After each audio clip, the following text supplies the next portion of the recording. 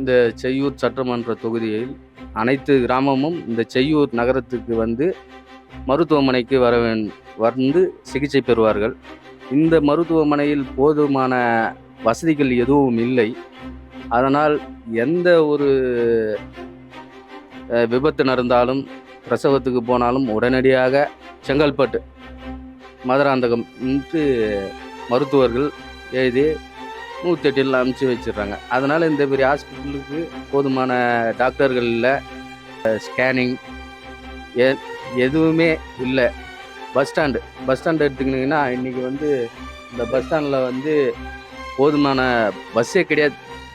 ஒரே ஒரு அச்சரப்பாக்கத்துக்கு ஒரே ஒரு 19 என்ற ஒரே ஒரு பஸ் மட்டும்தான். அதுவும் டைமிங் தான். அதோட வந்து இந்த டவுன் பஸ் மட்டும்தான் இந்த பெரிய இந்த பஸ் ஸ்டாண்டு உள்ளே வர்றதே. சென்னை பஸ்ஸு எதுவுமே இந்த பஸ் ஸ்டாண்டு உள்ளே வராது.